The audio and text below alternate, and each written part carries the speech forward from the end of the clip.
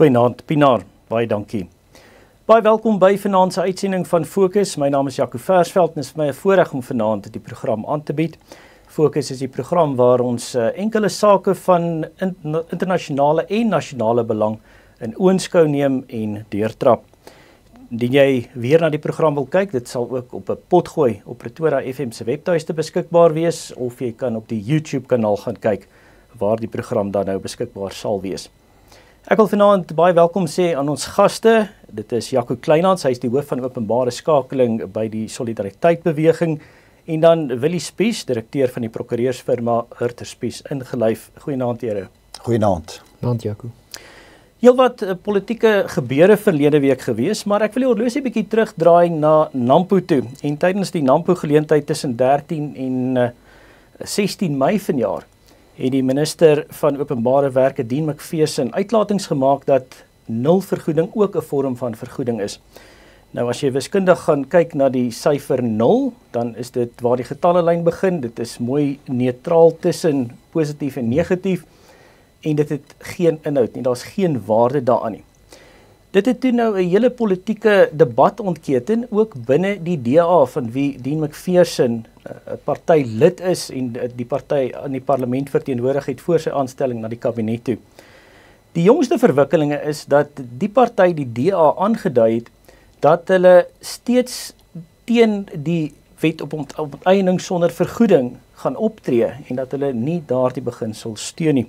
Ons wil wegval met daardie hoek en ek wil vra, Willie, eerstens aan jou, waar trek mens die lyn tussen politiek en waar eindig die LP se verteenwoordiging en sy belange wanneer hy opgeroep word in aanhalingstekens na die kabinet toe? Ja, Jaco, daar is natuurlik twee sfere van gesag, eintlik 3 sfere. Die regsprekende gesag is nou die howe, dan is daar die wetgewende gesag wat die parlement is, waar die politieke partye sit, en dan vanuit die wetgewende gesag, die party of partye wat dan 'n meerderheid vorm, het sy op hulle eie of deur middel van 'n koalisie, vorm dan 'n uitvoerende gesag wat die regering van die dag is. Nou streng tegnies is daar 'n onderskeid tussen die twee, maar mens moet nooit vergeet dat 'n kabinetsminister bly 'n lid van 'n politieke party nie. En politieke partye wat deel vorm van regering moet weet dat hulle baie versigtig moet omgaan met regeringsbeleid, partybeleid, hoe om die twee op te weeg teen mekaar en hoe om uiteindelik aan hulle kiesers te verantwoord waarmee hulle besig is. In die internasionale politiek sal jy onthou 'n paar jaar gelede het die liberaal-demokrate in Brittanje het 'n koalisie gevorm met die konservatiewe party. Dit was vernietigend vir die liberaal-demokrate. In die volgende verkiesing is hulle eenvoudig wel grootliks uitgewis. Hulle het gaandeweg weer 'n bietjie sterker geraak soos die tyd aangestap het. Ons het gesien in Suid-Afrika self, die nasionale party wat in 1994 nie as gevolg van 'n koalisiereëling nie, maar as gevolg van 'n grondwetlike reëling deel van die regering van nasionale eenheid was, het vir 2 jaar so gefrustreerd daar gesit, want die ANC was op sy eie meerderheid. Die nasionale party het gemarginaliseer gevoel en na 2 jaar het F.W. de Klerk aangekondig dat die nasionale party uittreë. So die eerste 2 jaar het hulle eers hulle ondersteuners kwaad gemaak wat nie in die regering wou wees nie. En daarna het hulle al hulle ondersteuners kwaad gemaak wat in die regering wou wees, en met die volgende verkiesing is die nasionale party so te sê uitgewis. En is hulle natuurlik vervang deur die DP destyds as die amptelike oppositie. Nou sit ons met 'n baie soortgelyke situasie. Nou sit ons met die DA wat die tradisionele oppositieparty was, wat sedert die dae van Tony Leon baie oortuigend 'n rol as 'n oppositieparty gespeel het en eintlik die harte van minderheidskiesers gewen het en vir 'n baie lang tydperk in die politiek amper 'n monopolie op minderheidspolitiek gevoer het, wat nou in presies dieselfde dilemma sit as wat die nasionale party waarskynlik kort na 94 gehad het. En die DA was in 'n geweldige krisis geweest, want by 2 geleenthede, met die Bella-wet, het hulle nie die mag gebruik wat hulle gehad het nie, om die wet te stop nie. Met die onteieningswet het hulle ook nie werklik die mag wat hulle gehad het oortuigend gebruik nie, want ons moet onthou die minister van basiese onderwys is 'n DA minister, Die minister van openbare werke, soos jy sê meneer Dean McPherson, is ook 'n DA minister en ek dink dis amper 'n siniese skuif gewees van die ANC om daai twee wette juis deur te voer in die tyd wat daar ministers vanuit die DA in daai portefeuilles gesit het. Hulle was onverhoeds betrap, hulle het nie presies geweet wat om te doen nie en ek dink die DA het eintlik eers met die laaste begrotingsproses begin om sy posisie as 'n houer van 'n magsbalans van soorte te gebruik om in die begrotingsproses te probeer terugkrabbel en regmaak wat verkeerd gedoen is. Om terug te kom by Dean McPherson, hy het hierdie absurde ding gesê van nul vergoeding is ook vergoeding. Daar het baie grappies op die sosiale media rondgehardloop om te sê, ja, as jy 'n 0 salaris kry, kry jy ook 'n salaris, maar is net 0. Of as die DA 0 stemme kry, dan is dit ook stemme, maar is 0. En dit het so bietjie die absurditeit van hierdie, wat hy gesê het, wat in waarskynlik bietjie van 'n regstegniese argument was, maar wat polities absoluut dwaas was en wat eintlik 'n stortvloed van kritiek op die DA losgemaak het. Ek dink die DA sal baie versigtig moet speel, en dan moet ons weet, dit is, die slagordes word wel binne die DA opgestel. Ja. En daar is baie beslis, kanonne wat begin reggetrek word, stemme wat opgaan, openlik stemmakery wat plaasvind. Die DA is anders as baie ander politieke partye in die sin dat daar openlik veldtogte gevoer word vir leiersposisies in die party. En alle aanduidings is dat daar 'n grootskaalse leiersverkiesing gaan wees. Daar gaan 'n uitdaging sekerlik kom vir die leierskap. Name van Jordan Hill Lewis word genoem. Ons het ook al gesien dat Silje Brink hier uit die Pretoria omgewing baie sterk na vore tree as deel van 'n groep jonger Turke wat eintlik meer die tradisionele liberale waardes wil beskerm as die meer pragmatiese benadering wat jy by John Steenhuisen sien. So ek dink ons moet ons regmaak vir 'n leierstryd wat in die DA gaan afspeel en hoe dit uiteindelik in volgende jaar se munisipale verkiesings gaan uitspeel, gaan 'n baie interessante prentjie wees. Jaco, dit is nie ongewoon dat partye nou onderling die slagordes opstel nie. Ons sien dit gebeur ook by die MK-party, hoewel hulle van die begin af nie baie seker was oor hulle leierskapstrukture nie. Vandag 'n jaar gelede het ons so aan die einde van die verkiesings gestaan. Die uitslae het nou omtrent alles ingekom en ons het geweet daar gaan 'n politieke bestel wees wat ongekend is in die onlangse geskiedenis. En minder as 'n maand later, einde van die maand, is dit 'n jaar wat die regering van nasionale eenheid al hier is. Volgende jaar, einde van volgende jaar, dalk begin van 2027 sien ons dan nou munisipale verkiesings. Verwag jy dat ander partye dan ook soos die DA dalk binne mekaar of binne in die party slagordes gaan opstel en dat daar leierskap dispuut binne die party gaan ontstaan? Ja, kyk, ek dink daar is heelwat vloeibaarheid in die Suid-Afrikaanse politiek op die oomblik. En mens sien eintlik die vloeibaarheid in verskeie partye. Kyk wat het byvoorbeeld in die Vryheidsfront Plus gebeur. Vryheidsfront Plus is vanaand soos wat ons hier met mekaar sit en praat 'n ander party as wat dit enkele maande gelede was. Ek kyk hoe die nuwe leier Corneille Mulder verlede week vir president Ramaphosa uitdaag, iets wat die Vryheidsfront eintlik enkele maande gelede terug nie kon doen nie, omdat hulle 'n leier gehad het wat ook 'n minister in Ramaphosa se kabinet is. En ek sê nou tong in die kies Ramaphosa se kabinet, want dis natuurlik hoe Ramaphosa daaroor praat. Dis nie sy kabinet nie, maar ons het in die Withuis gesien hoe hy na John Steenhuisen as sy minister verwys het. En ons sien dus die vloeibaarheid op baie plekke. Jy het na MK verwys wat in elk geval bestuursgewys 'n baie onstabiele politieke party is. Ek verwag dat ons te meer politieke partye gaan sien, 'n sterk vloeibaarheid en die ding wat dit meebring in 'n groot mate is die regering van nasionale eenheid. Want die regering van nasionale eenheid het 'n klomp swakhede binne politieke partye ontbloot. Kyk, ek dink wat die meeste partye onderskat het, en in besonder dan nou die DA, omdat hy nou die grootste party in die RNE buite die ANC is die ongelooflike vermoë van Ramaphosa om strategies met ander partye of leiers om te gaan. Dit is Ramaphosa se sterkpunt vir 40 jaar gewees. Kyk, hy het die land baie vrot regeer die afgelope 7 jaar en ons kan daaroor baie lank praat, al die voorbeelde noem. Maar Ramaphosa het weer eens meesterlik daaraan geslaag om die afgelope byna 12 maande mense te manipuleer en ek is verstom as ek sien hoe ouens agter hom inval. Ek was op daai paneel gewees, donderdag die 15de Mei by Nampo gewees met Dean McPherson. So ek het gesit op die punt en dan 'n ou van Agbus en dan die adjunkpresident van Agri SA, dan Dean McPherson en dan Herman Pretorius van die Instituut vir Rasseverhoudinge, en Herman en Dean het op mekaar geskree. So ek het nie nodig gehad om dit te doen nie. Ek kon net 'n saak stel teen die wet. Maar wat my verstom het van Dean McPherson is dat hy vanuit die staanspoor daar was, hy daar gesit om die regering te verdedig. So Dean McPherson se doelwit was om die regering te verdedig, en ek dink hy verstaan daai balans verkeerd.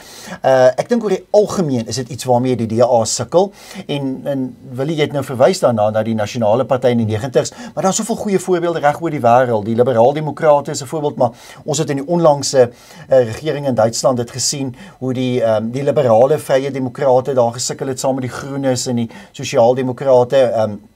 Tans in die Nederlandse koalisieregering in Nederland is daar partye wat totaal uit die bus uitval, omdat hulle sukkel om daai balans te handhaaf, om die party gesond te hou, en om dan nou hulle rol te speel as 'n kabinetsminister.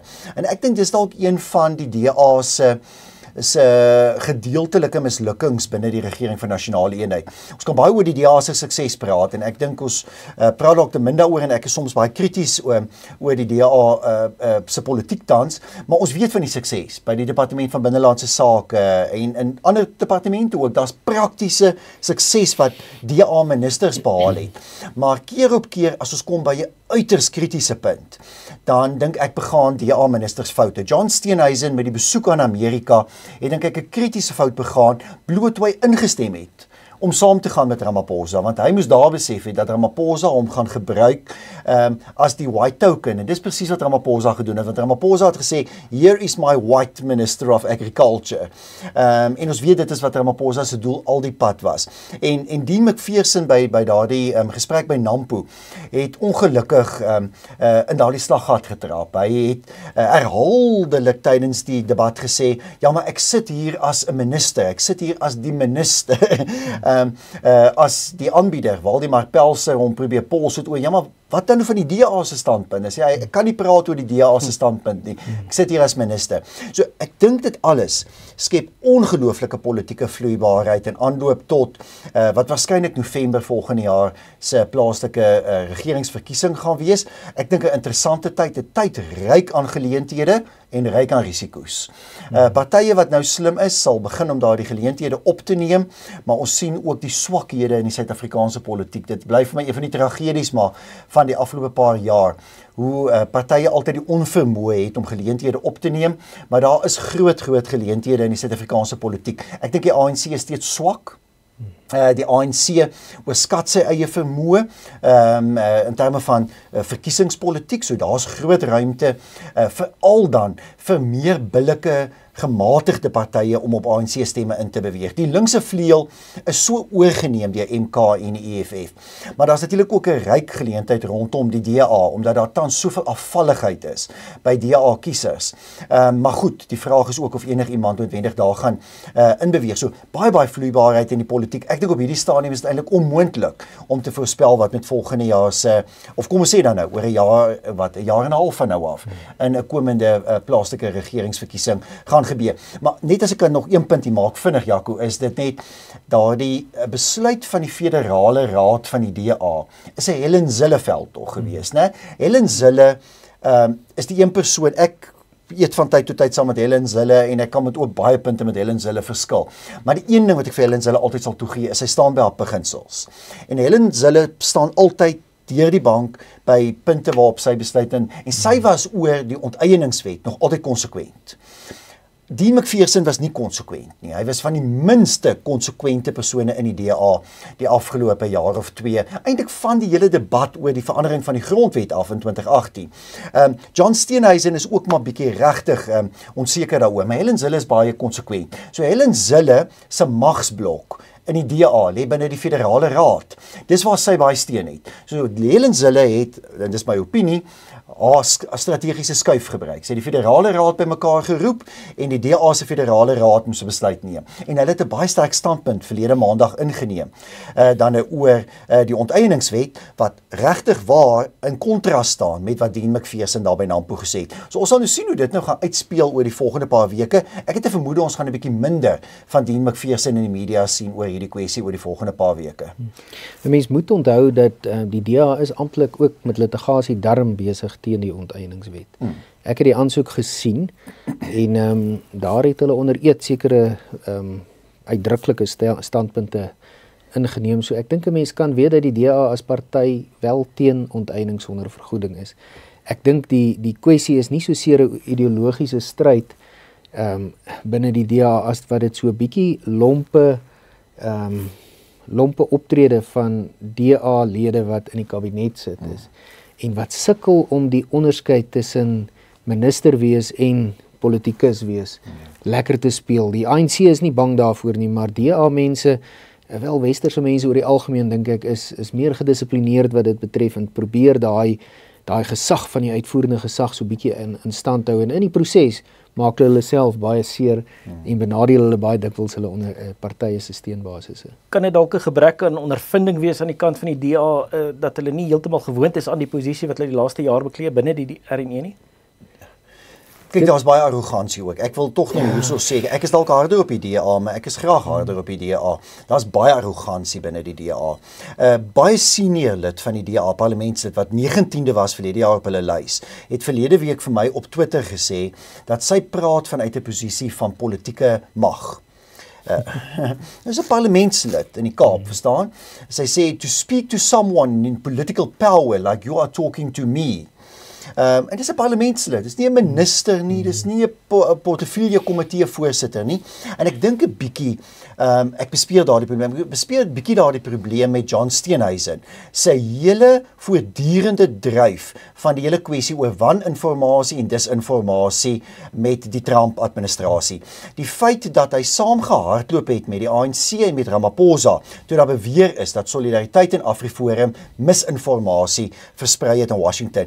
Toe John Steenhuisen aangehou het daarmee en ons hom versoek het, hou asseblief op daarmee, jy's verkeerd, jy kan dit nie bewys nie, en hy voortgegaan het daarmee. So net 'n posisie van politieke arrogansie. En ek bespeer ongelukkig 'n bietjie daardie posisie van politieke arrogansie by sommige leiers in die DA. Ek sal weer eens sê, by Helen Zille bespeer ek dit nie, ek bespeer dit nie by Silje Brink vir 'n oomblik nie, om die waarheid te sê, ek dink Silje Brink neem goeie standpunte die afgelope paar weke in. Mense kan regtig gaan lees wat skryf Silje Brink.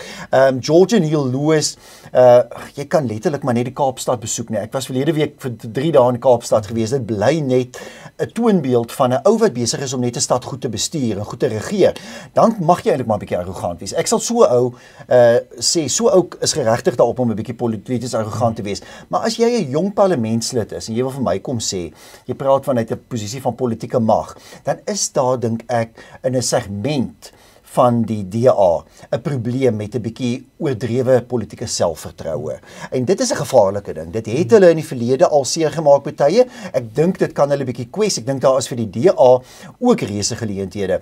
As ek die DA was en as ek die DA kon adviseer, sou ek sê hulle moet inbeweeg op 'n konservatiewe element van voormalige ANC-kiesers. Daar is 'n ruim geleentheid. Mense wat op 'n stadium, onthou jy hoeveel stemme het Cope op 'n stadium gekry? Daai mense is mos ernstig, want daai mense sit ernstig. Dis honderde duisende kiesers. Dit is my asof die DA nie lekker daarop in beweeg nie, omdat hulle 'n blinde kol het.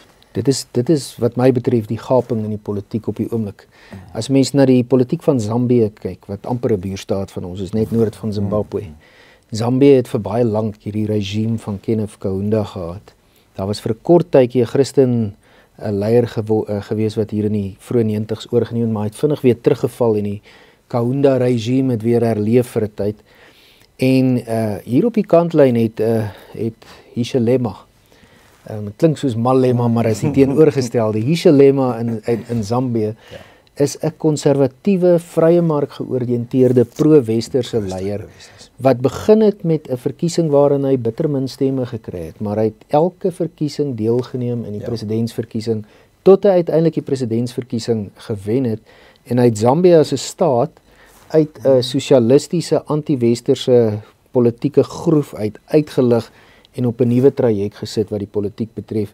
Hichilema is vandag een van die groot bondgenote van die oppositie in Zimbabwe, wat graag die toon wil aanvoer. En ek dink dit is waar oppositiepolitiek in Suid-Afrika moet na kyk. as hulle 'n verskil kan maak.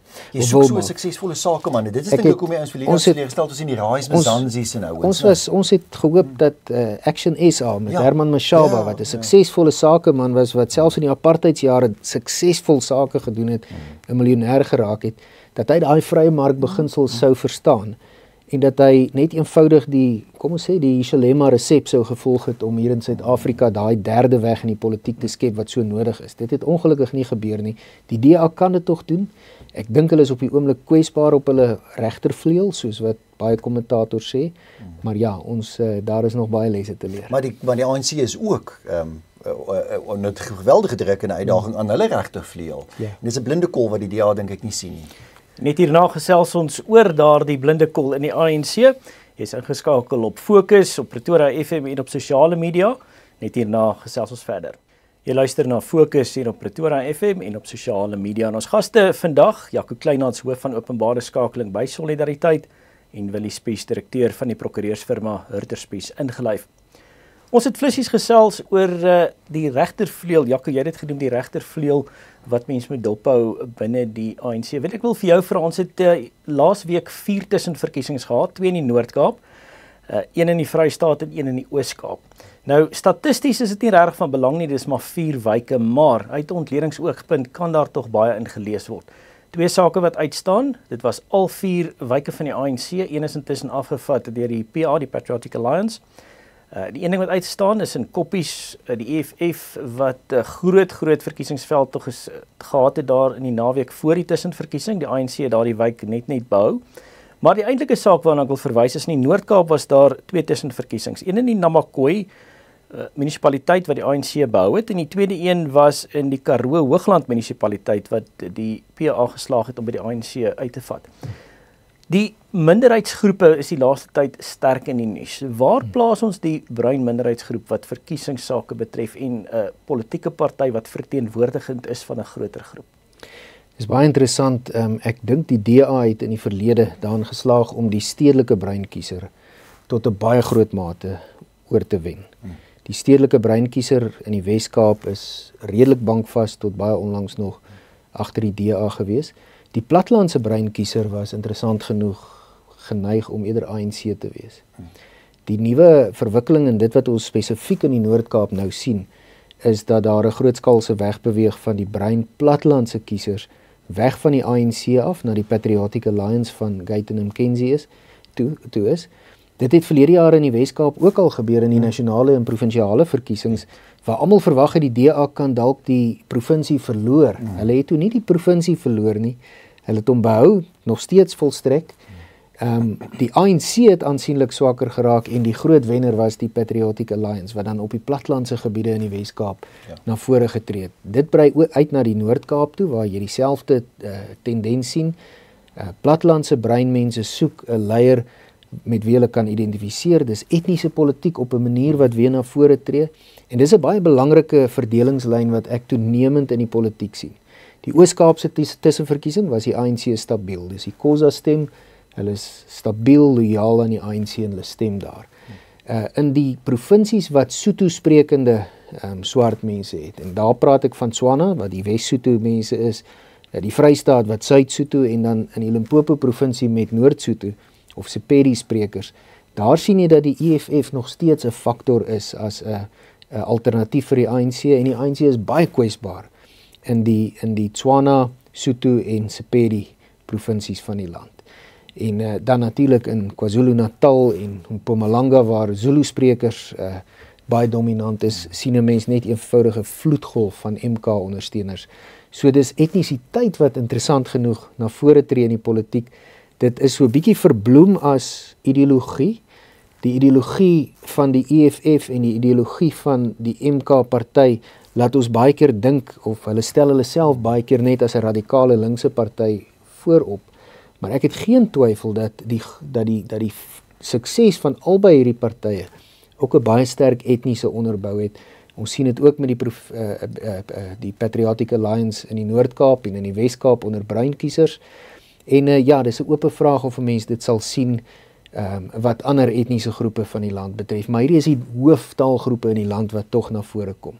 Die politieke ontleder Dawie Skols het verlede week so ietsie op X geskryf wat vir my baie akkurate opsomming van die huidige tendens in die politiek is en wat hy tussen verkiesings waarneem. Hy sê hy merk op dat die DA kwesbaar is op sy regtervleuel. Ons het nou die hele eerste helfte van die program daaroor gepraat, maar hy het kritiek dat die Vryheidsfront Plus nog bietjie aan die slaap is en dit nog nie behoorlik ontgin nie. Die ANC het hy gesê is kwesbaar reg rondom die spektrum. Links, regs, middel, almal kyk met nuwe oë na die ANC en almal is half moeg vir die ANC. Dit is waarskynlik die mees kwesbare party op die oomblik. En dan die Patriotic Alliance wat definitief na vore tree, MK wat nog steeds 'n baie groot faktor is, die EFF wat 'n mens ongelukkig nog nie kan afskryf nie en ons sal moet sien hoe dit uitspeel volgende jaar. Ja, kyk, ek dink dit is iets meer as ek stem heeltemal met Willie saam. Daar's definitief 'n etniese element hier aan verbonde. En kyk, dit is een van die DA se swakpunte, né? Want die DA is gestroop van etnisiteit, né? Die DA glo eintlik nie in etnisiteit nie. Die DA is 'n post-etniese politieke party, né? Dis 'n party van liberale individualisme. En dit is hoekom daai stedelike bruin kiesers soveel gemakliker vir die DA stem. Soos wat jy in Kaapstad sien, hy hoë stemprestasie van. Maar daar's nog 'n element, dit is basies sosio-ekonomiese onderskeiding ook. Met ander woorde, daar's baie eenvoudige verduideliking. In die Wes-Kaap is bruin mense hoër geskoold en baie meer ekonomies suksesvol as in die Noord-Kaap. In die stedelike gebiede is bruin mense hoër geskoold, meer ekonomies suksesvol en meer individualisties reeds as dan nou op die platteland. En dit is dink ek hoekom ons sien daardie beweging wat plaasvind.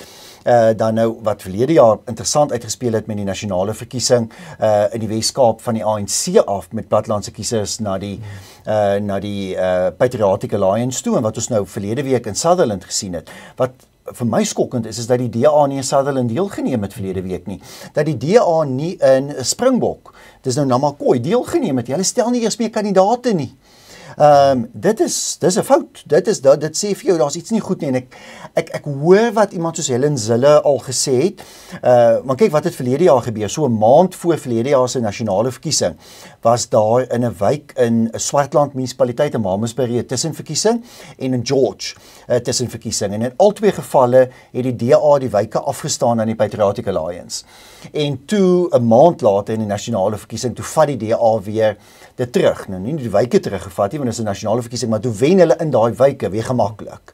En Helen Zille se standpunt hoor ek is om te sê is dat as dit vir die kiesers kom uiteindelik by wie regeer, dan val hulle terug na die DA want hulle weet die DA regeer goed.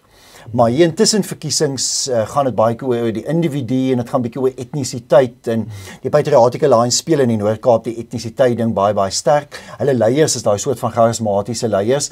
Hulle stuur hierdie stedelike mense na Sutherland en hierdie plekke. Daar was nou nie hierdie keer in Sutherland 'n DA-kandidaat eers nie, maar as daar in sulke plekke verkiesings is, was ek al geskok. Dan stuur hulle nou hierdie stedelike parlementslede van hulle wat geen sin spreek tot 'n bruin plattelandse 'n redelike arm soort van gemeenskap nie. So die DA sukkel daarmee. Hulle sukkel regtig waar daarmee. Hulle was veronderstel om verlede jaar in die Noord-Kaap 'n deurbraak te bereik. Hulle het geensins, hulle het swakker gedoen in die Noord-Kaap as met die vorige nasionale verkiesing en dit was die Patriotic Alliance wat verlede jaar veroorsaak het dat die ANC onder 50% geval het in die Noord-Kaap en dat die ANC 18% gewen het in die Wes-Kaap wat sy swakste prestasie nog ooit was in die Wes-Kaap. So hier's ek lees hierdie ding as presies dit wat jy sê, Jaco. In al vier hierdie tussenverkiesings van verlede week sien ons hoe kwesbaar is die ANC. Of dit is teen die EFF in die Vrystaat of teen die PA in die Noord-Kaap. Ja, die Oos-Kaap stem ek met jou saam. Dis amper op hier staan die mees stabiele provinsie vir die ANC. Maar goed, dis nie vir hulle goed genoeg nie. Maar duidelik die ANC is oral kwesbaar. Die DA is duidelik kwesbaar. Die Vryheidsfront bewys homself nie omdat hy nie deelneem aan tussenverkiesings nie wat ek dink strategies 'n fout is. Ek verstaan hulle argument en ek het verlede week met iemand van hulle gepraat daaroor, gevra hoekom dit kos baie geld. Dis duur om aan tussenverkiesings deel te neem. Mens hoor dit. Maar die Vryheidsfront sal hulle profiel moet verhoog en hulle wil inbeweeg aan daai kant. Maar ek verstaan nie hoekom die DA nie probeer inbeweeg op hierdie soort van geleenthede wat hier geskep word tans in gemeenskappe wat duidelik oop is om vir iemand anders te stem nie. En die Noord-Kaap is 'n provinsie waar dit tans baie duidelik sigbaar is en sonder twyfel dan ook dele van die swart gemeenskappe in ander dele van die land. onder andere in stedelike gemeenskappe. Jy weet, as jy nou kyk wat onlangs in Johannesburg gebeur het met tussenverkiesings, sien ek nie die soort van prestasie wat die DA moet lewer as hy glo dat hy moet baat vind op 'n manier uit die regering van nasionale eenheid nie. So ek dink beide die ANC en DA as groot partye tans in die RNE sukkel eintlik in hierdie tydperk van tussenverkiesings. Nou, mens moet versigtig wees om tussenverkiesings te probeer projekteer na 'n volgende algemene verkiesing toe. Dit wil ek glad nie doen nie. Gepraat van etniese menings, ons het aan die begin van Mei maand gesien dat die Afrikaner Leiersnetwerk met die ANC vergader het.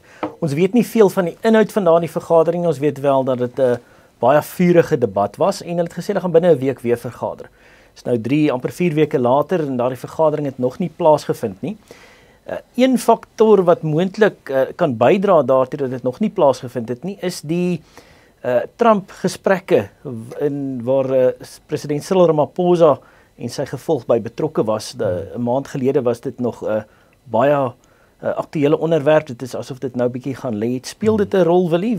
Hoekom is daar die kommunikasiekanaal tussen op die oog af tussen die Afrikaner Netwerk en die ANC leierskap nou gebreek? Die ANC is 'n baie pragmatiese organisasie en tot 'n baie groot mate laat 'n organisasie soos die ANC hom lei deur wat hulle self noem the balance of forces. Die balance of forces het net voor die besoek aan Washington die leiding gegee dat daar moet uitgereik word na minderhede, daar moet gepraat word, die regering moet gesien word om te praat met Afrikaners, want dit almal was bewus daarvan dat die Trump-administrasie 'n duidelike boodskap van ondersteuning na die Afrikaner minderheid toe gedoen het, op die manier wat hy ook al gedoen het. So die ANC moes op daardie stadium ter voorbereiding van die gesprek gesien word om uit te brei. Mens sien dit baie keer, wel voordat Jacob Zuma die president geword het jy gesien dat hy vleisbraai saam met Steve Hofmeyr en saam met leiersfigure binne die Solidariteit beweging. En ja, nou met Ramaphosa soortgelyke dinge gedoen daar in die Kaap, met wynboere en dies meer. Dit is so 'n bietjie van 'n modegier wat binne die ANC bestaan om op kritiese stadiums uit te reik na die Afrikaner gemeenskap, om gesien te word om met hulle te assosieer. En as die onmiddellike krisis afgeweer is, as die verkiesing verby is, of as die ontmoeting met die Trump-administrasie verby is, dan is dit net weer, soos hulle sê, business as usual en is dit terugkeer na waar ons was.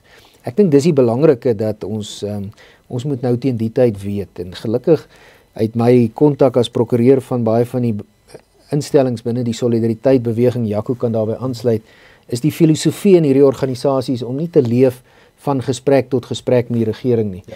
Jy kry leiersfigure en organisasies wat letterlik daar gefikseerd is. Ja. Op wanneer gaan ons die volgende gesprek met die regering het, want hulle sien die regering as hierdie persoon wat hier op 'n troon sit en wat vir jou almoses gaan gee en toegewings gaan maak wat jy nodig het.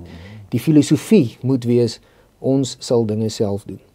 Ons gaan dinge self doen, ons gaan 'n realiteit in hierdie land skep wat omstandighede vir ons skep wat leefbaar is, wat in omstandighede skep waarin ons voorspoedig en veilig en vry kan bestaan. En as dit jou uitgangspunt, jou vertrekpunt is, dan sit jy nou nie in sak en as, omdat jy nou nog nie weer 'n gesprek by die regering gehou het nie. As hulle op 'n stadium wil uitreik en weer wil gesels, dan sal daai gesprekke plaasvind. Maar jou energie fokus jy op watse nuwe kampus kan ek bou, watse nuwe tegniese opleiding kan ek fasiliteer, watse nuwe regsgeveg kan ek aanpak om 'n onregmatigheid uit te wys en watse plekke kan ek help vestig waar mense veilig kan bly. En ek dink as dit die filosofie is, dan is die gesprek vir ons nie so belangrik as wat dit vir die ANC miskien is nie, en dan kan hulle maar 'n jaar wag tot hulle weer met ons gesprek voer. Ons moet aangaan met dit wat gedoen moet word. Net so voor die volgende verkiesing, Jaco. Ja, kyk, ek dink wat mense baie belangrik moet verstaan is dat die ontmoeting was duidelik nou vanuit die ANC se oogpunt deel van 'n baie groter plan om Trump sag te maak. Kyk, wat interessant is wat die Ramaphosa regering gedoen het, en ek dink wat ons nie almal besef het wat kom nie, is dat hulle het 'n reuse veldtog gehad in aanloop tot die ontmoeting in die Withuis. Hulle het byvoorbeeld van die duurste konsultante in Washington DC gebruik. Hulle het media konsultante in Amerika gebruik wat ek wil nie weet weet wat dit die regering moes gekos het nie, wat onderhoude gereël het. Kyk, jy het vir Ronald Lamola gehad van op CNN af deur tot op MSNBC en CBS News en al die mense. Daar was steenwerwingsveldtogte, daar was inligtingspakkette wat voorberei is, wat versprei is na al die lede van die Amerikaanse Kongres, na senior lede in omtrent al die Amerikaanse regeringsdepartemente, wat aangekom het by personeel wat in die Withuis werk, wat onder andere foto's ingesluit het van hierdie geleentheid, hierdie ontmoeting tussen die Afrikaners en die ANC. So dit was 'n fyn georkestreerde poging waarby van die wêreld se top politieke raadgewers en politieke steenwerwers by betrokke was. So hulle het dit so benader. Hulle het geweet hier kom 'n afspraak met Trump en ons moet 'n klomp goed doen in aanloop tot daardie afspraak en tydens die afspraak. En een van die dingetjies van die aanloop is dan 'n ontmoeting met veral dan die solidariteitbeweging, omdat hulle nou 'n oor het by die Trump-administrasie. Maar dan moes daar ook Afrikaners wees in die Oval Office, en dit is hoekom ons golfspelers daar gestaan het. Hulle het nie heeltemal gesê wat Ramaphosa wil hoor. Hulle nou nie heeltemal die storie vertel nie. Hulle praat toe 'n bietjie meer oor die misdaadprobleme in Suid-Afrika. Maar die punt is, daar was dus 'n plan. Daar was 'n meestersplan ontwikkel, nie deur iemand noodwendig in hierdie regering nie, maar van die top politieke raadgewers en denkers in die wêreld wat hierby betrokke was. Wat ek hoor, inligting wat ek uit Washington uit kry, is dat daar van jou beste sogenaamde lobbyists, hierdie steenwerwingsmaatskappye in Washington op hierdie veld tog gewerk het vir weke aan mekaar om te probeer, hulle het byvoorbeeld verskeie van hierdie geselsprogramme gekry om 'n program te wy aan Suid-Afrika. Hulle het verskeie veral dan nou demokrate in die Amerikaanse Kongres gekry om toesprake te lewer in die Kongres oor Suid-Afrika en Suid-Afrika. So daar was 'n omvattende veldtog so wat jy nog min gesien het vanuit Suid-Afrika om dit aan te pak. En ek dink dit is hoekom 'n mens nooit in daai afspraak moes ingaan met hoë verwagtinge nie. En ek weet vanuit die wat deelgeneem het Solidariteit en AfriForum nie hoë verwagtinge gehad nie. En om dan steeds daarna nou nie vreeslike hoë verwagtinge te hê noodwendig vir 'n opvolgvergadering nie. Uiteindelik is die taal wat die ANC verstaan, die taal wat Ramaphosa verstaan, dit waarna wil hy verwys, die balance of forces. Die druk, die internasionale druk in aanloop tot die G20 beraad verjaar in November hier in Suid-Afrika. Ons moet die internasionale druk, ons moet aanhou om die internasionale druk te hou. Jy moet die hofsaake moet loop, jy moet uit verskeie oorde moet jy druk plaas. En deel daarvan is om die ANC te verswak, is om die politieke party te verswak en om hom baie kwesbaar te maak. So daar's ek 'n interessante tyd, Jaco, wat voorlê, veral omdat vir Ramaphosa interessant genoeg bly internasionale aansien 'n groot ding. Dit is nou maar sy ding. Ek dink hy dink dit gaan 'n groot deel van sy politieke nalatenskap wees. Want hy is nou in die pylvak, van sy loopbaan as Suid-Afrikaanse president. En waarvoor gaan Ramaphosa onthou word? Net vir stabilisering na Zuma, ek weet nie. Hy dink hy kan een of ander soort van internasionale rol speel en die G20 beraad in sy tweede of derde laaste jaar as president van Suid-Afrika en die reuse beraad wat hy aangebied het. Ek dink in sy kop is dit sy moment waar hy Suid-Afrika teruggeplaas het op die internasionale verhoog. Jy is ingeskakel op die program Fokus op Pretoria FM en op sosiale media en ons gaste vandag Jaco Kleinhans, die hoof van openbare skakeling by Solidariteit, en Willie Spies, direkteur van die prokureursfirma Hurter Spies, ingelyf. Jaco, ek wil by jou bly vir 'n oomblik. Jy het nou verwys na president Cyril Ramaphosa se nalatenskap. 'n Kwessie waarby hy ook graag betrokke wil wees is 'n skietstilstand en 'n vredesooreenkoms tussen Oekraïne en Rusland. Maar Oekraïne se buurman Pole het na die afgelope naweek presidentsverkiesing gehou en Karol Nawrocki, wat aangewys is as die oorwinnaar in hierdie stryd, hy vat oor by Andrzej Duda. Wat is jou mening van hierdie kandidaat? Ja, absoluut. Heeltemal in lyn met Trump se verkiesing verlede jaar November in Amerika en al die politieke tendense wat ons die afgelope tyd in die meeste Europese lande gesien het. Die onlangse verskuiwing na regs in Duitsland, 55% van kiesers wat vir regse partye gestem het. Die feit dat Marine Le Pen vandag met 18% in 'n peiling voorloop teen Emmanuel Macron in Frankryk. Die feit dat die Party vir die Vryheid die grootste party bly in peiling na peiling in Nederland. Die feit dat Vlaams Belang weer die grootste grootste party in alle peilings is in België. Die feit dat Giorgia Meloni tans gesien word as die sterkste politieke leier in Europa. As die leier van Europa, kan julle dit glo, vir die eerste keer sedert die Tweede Wêreldoorlog is dit nie Duitsland of Frankryk se hoof, maar om die waarheid te sê, wie is die twee ongewildste staatshoofde tans in Europa? Is Emmanuel Macron Frankryk en dan nou, tot onlangs nou gewees die kanselier van Duitsland, daar is nou wel 'n nuwe kanselier onlangs verwys. Wat probeer ek daardeur sê is dat die westerse wêreld met enkele uitsonderings, enkele uitsonderings, twee uitsonderings is Kanada en Australië, maar die res van die westerse wêreld verskuif na regs. En wat gebeur het gister in Pole is maar net 'n bevestiging daarvan. Gaan kyk na die kandidaat wat gewen het. Hy is uitgesproke Christelik, ten gunste van waardes, ten gunste van Poolse identiteit. Hy is baie sterk teen onwettige immigrasie. Hy sê die bieke immigrante wat toegelaat is te veel die afgelope tyd. Die grense moet gesluit word. Maar daar's 'n baie interessante ding. Baie sterk ten gunste van soewereiniteit. En soewereiniteit nie net in terme van die Europese Unie nie. Maar kyk, die Europese Unie is 'n probleem vir baie van hierdie lande. Die feit dat soveel mag opgewentel is na die Europese Unie. Maar interessant genoeg, hy was ook ten gunste daarvan dat Oekraïne nie toegelaat moet word in NAVO nie. Wat eintlik in Pole 'n omstrede kwessie is, want die Pole is baie sterk anti-Russies.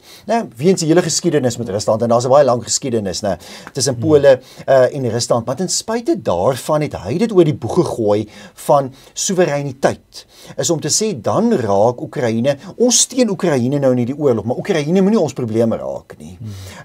En as Oekraïne, wat ons buurland is, deel word van NAVO, dan gaan Oekraïne ons probleme raak. Hulle oorlog gaan ons oorlog raak, ons gaan vir dekades in die toekoms oorlog maak teen Rusland. En dit was uiteindelik 'n wenargument geweest. So, wat sien ons? Ons sien soewereiniteit, party mense wil dit blaatant en koud eintlik maar net nasionalisme noem. Ek sou dink is iets meer post-nasionalisties, maar dit is definitief 'n herontdekking van nasionale soewereiniteit, 'n herontdekking van identiteit, en ek dink is moontlik in 'n land soos Pole, waar 'n groot meerderheid van mense nog Christelik is, nog konservatief is. Dis moeiliker in lande waar mense al so post-Christelik is, soos Duitsland en Nederland en daardie soort van lande, selfs Frankryk. Maar Pole wat duidelik gister 'n boodskap gestuur het, nie net aan hul nasionale politici nie, maar aan Brussel, die Poolse kiesers, om te sê, ons as Pole is besig om 'n sterker land te raak in Europa. Groter ekonomie, groter bevolking in terme van die Europese samestelling, en ons gaan onsself laat geld, en ons gaan nie toelaat dat Brussel vir ons voorskryf hoe om ons sake te bedryf nie. Wil jy ons het so 4 minute oor, ek wil by Pole bly. Pole wat die laaste 20 jaar het hulle ekonomie stabiel gegroei. Hulle is een van die kragdadige lande in Europa. Hulle is besig om 'n baie sterk opgang te maak. Hulle is uitgesproke teen die Europese Unie, hulle is uitgesproke teen immigrante, steeds 'n lid van NAVO. Hoe sien jy dit ontwikkel en kan ons iets by hulle leer om deur op hulle self te fokus? Ja, die groot vraag is, Pole is in hierdie groeifase, en wanneer daai ekonomiese groei afgehandel is, of konservatiewe politiek dan nog steeds gaan bly bestaan. Ek dink Hongarye is soortgelyk. Die hele Oos-Europa wat voorheen onder kommunisme was, wat kommunisme ken, wat linkse politiek ken, is nou regser as wat die res van Europa is.